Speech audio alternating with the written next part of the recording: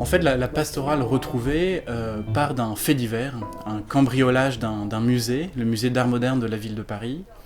C'était en 2010, 5 toiles sont volées, et mon narrateur, Paul Mazard, va trouver dans la rue, dans une poubelle de la rue Portefoin, 2 des 5 tableaux. Il va les ramener chez lui sans vraiment comprendre qu'il s'agit des œuvres originales. Il va le découvrir a posteriori. Et la question à laquelle il va devoir répondre, c'est que faire avec ces œuvres? Les restituer à la police ou au musée, ou les garder un peu chez lui? Donc il y a les 2 toiles, donc c'est La Pastorale de Henri Matisse, qui donne le nom au roman, et L'Olivier à l'Estaque de Georges Braque, qui est un paysage de sa période fauve, absolument magnifique, avec des gammes chromatiques, ça va du mauve au jaune, c'est quelque chose de très solaire.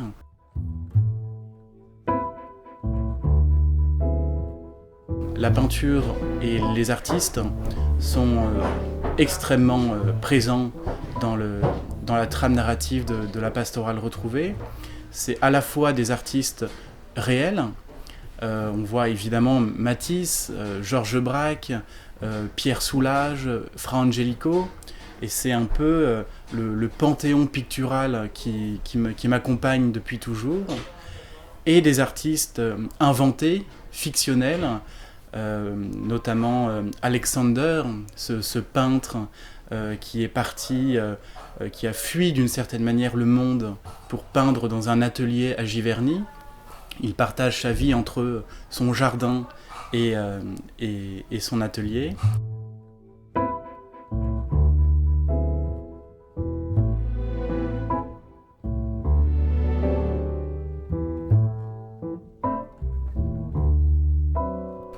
Il y a aussi Antoine, qui est ce peintre qui part à Collioure s'inspirer à la fois du lieu et à la fois de Henri Matisse, en retraçant un peu son itinéraire dans la campagne autour de Collioure pour essayer de peindre du même point de vue que Henri Matisse. Donc la peinture, l'art, l'histoire de l'art, les musées aussi, constituent une partie très importante du roman.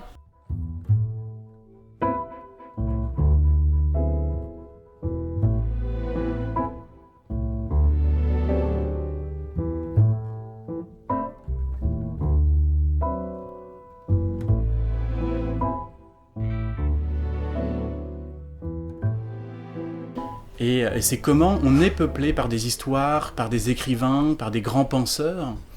Et toute cette nourriture, les peintres, les philosophes, les écrivains, toute cette nourriture permet de construire, de façonner un monde imaginaire que parfois mon narrateur peut superposer à un réel qui est parfois frustrant, parfois encombrant.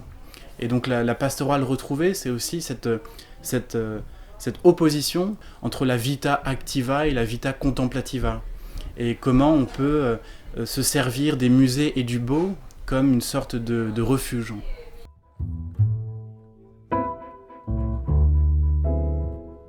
Et c'est aussi une critique, en tout cas un regard, une observation sur les musées parisiens mais pas que, à l'heure du tourisme de masse. Et donc comment concilier une interaction avec l'œuvre d'art qui a trait à quelque chose de presque sacré, un face-à-face entre celui qui regarde l'œuvre d'art et l'œuvre d'art.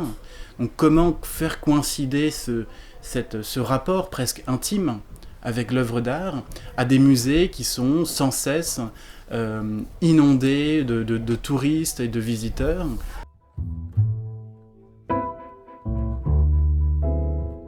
La pastorale retrouvée, donc c'est à la fois donc le titre de l'œuvre de Matisse, mais c'est aussi un genre pictural qui a eu extrêmement d'influence et d'importance au XVIIIe siècle. Énormément de peintres ont représenté ces scènes où on voit des jeunes femmes, des jeunes hommes dans des ruines, dans des paysages, une forme d'illustration d'un rapport très, très apaisé avec la nature, avec le paysage.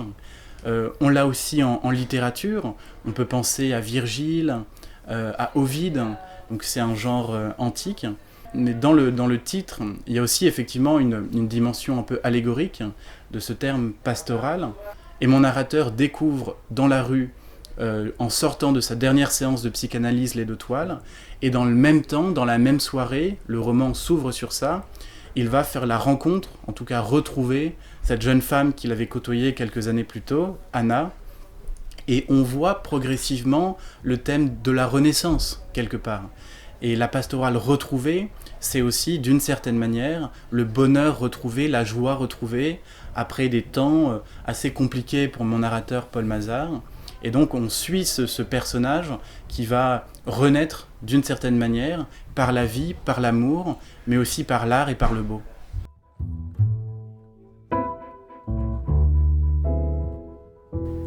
Ce qui m'a intéressé dans la pastorale retrouvée, c'est la dimension introspective d'un narrateur qui dit « je » et de voir comment on peut rentrer dans la psyché du personnage et de voir ses doutes, ses inquiétudes. Donc c'est pas un roman policier, mais il y a quand même une enquête. Et ce qui m'a toujours intéressé, ce sont ces personnages qui sont confrontés à des barrières mentales, des barrières invisibles, et l'angoisse aussi. Comment matérialiser l'angoisse, l'anxiété. Et ça m'a beaucoup intéressé pour ce personnage de Paul Mazars, comment progressivement il a l'impression que l'étau se resserre sur lui. Donc il y avait tout ce jeu aussi un peu de suspense.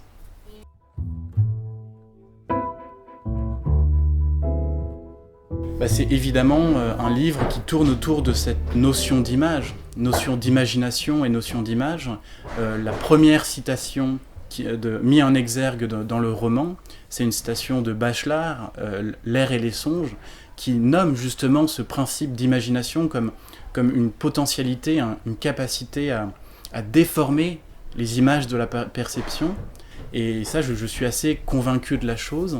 Et le roman montre bien ça, comment une image, un réel donné, probablement banal, peut être transfiguré par la description, par une attention précise sur un détail, et en réalité tout est intéressant.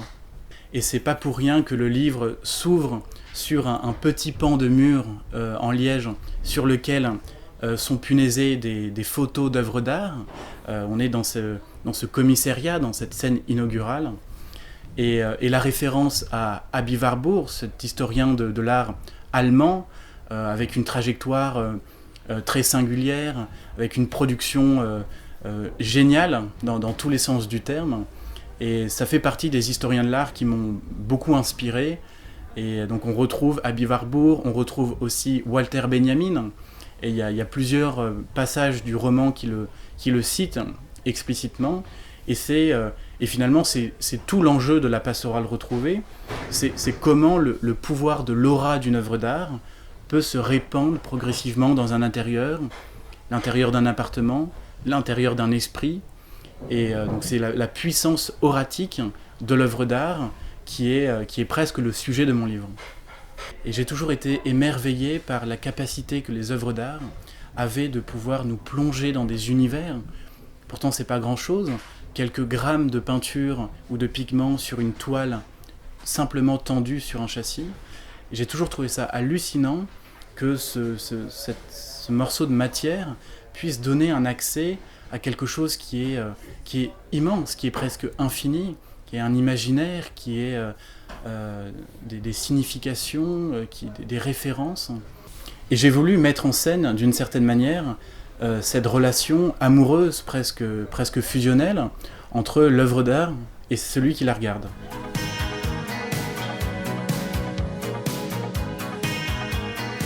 Toute la narration est ponctuée de différents voyages, et c'est vrai que c'est toujours très intéressant de décrire un voyage avec des détails, mais des détails qui sont évocateurs de l'ensemble du voyage. Il y a évidemment plusieurs voyages à Collioure. L'histoire se termine à Collioure sans révéler la fin. Et Collioure, ce paysage absolument magnifique, avec ce clocher, ce petit port de pêche, et toutes ces montagnes environnantes qui ont tellement inspiré les peintres. Et donc c'est une déclaration d'amour pour Collioure et pour toute la région, qui est finalement la rencontre entre les Pyrénées qui plongent dans la Méditerranée, et ce rapport très chromatique, très solaire avec le paysage. J'ai toujours beaucoup lu de Marco Polo jusqu'à Sylvain Tesson, beaucoup de littérature de voyage.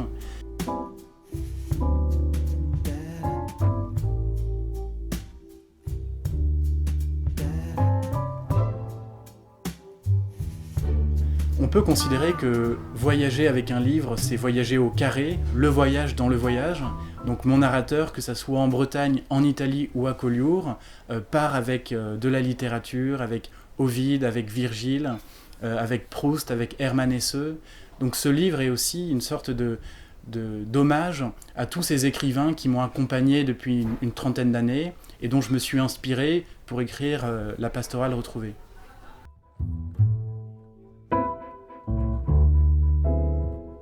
Parce que ce tableau de Matisse a été peint à Collioure en 1905 au cours de ce qu'on a appelé l'épreuve du feu, ce que André Derain a appelé l'épreuve du feu.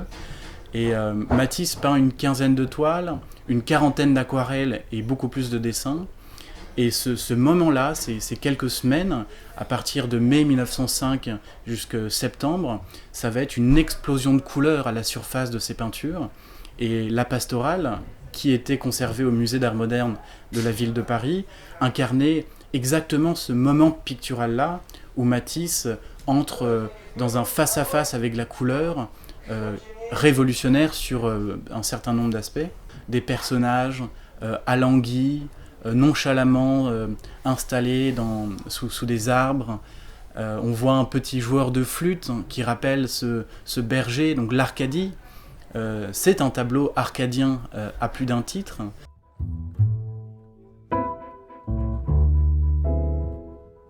Dans une de ses lettres, Marcel Proust raconte, pendant qu'il écrit La Recherche, vouloir faire un livre qui associe le roman et l'essai. Et j'étais un peu guidé par cette citation, par cette influence-là. Et c'est vrai que dans le roman, il y a des notes de bas de page qui renvoient à la fois à des écrivains que j'évoque, à des peintres que je nomme. Et il y a une dimension presque pédagogique dans ce livre.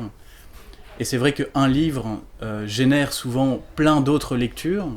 Et donc j'ai voulu mettre à la fin de chaque chapitre tous les livres dont je me suis inspiré pour écrire.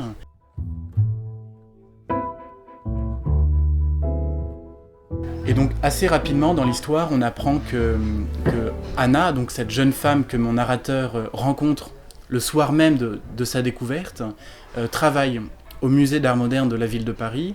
Donc cette histoire d'amour va éclore, mais avec plein de doutes, avec plein d'incertitudes.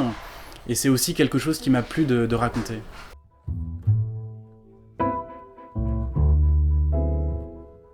La pastorale retrouvée est aussi une manière pour moi de camper un milieu intellectuel, artistique, avec ses grands événements, ses vernissages.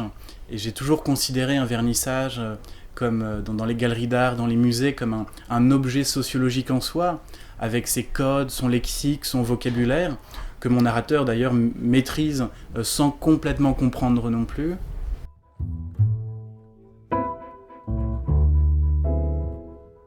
Et il y a beaucoup de scènes dans le livre où mon narrateur ou d'autres personnages sont en contact avec les livres. Et c'est vrai que les livres, c'est quelque chose de fascinant aussi, comme un tableau. Ça donne accès à des mondes, à des imaginaires de la même manière. Et c'est vrai que je suis absolument dingue des livres. Je ne peux pas écrire dans un endroit où il n'y a pas des centaines et des centaines de livres. Et ça se ressent dans la narration. On voit que Paul Mazart, mon narrateur, qui est d'une certaine manière mon double romanesque, est toujours avec un livre à la main, toujours entouré de livres.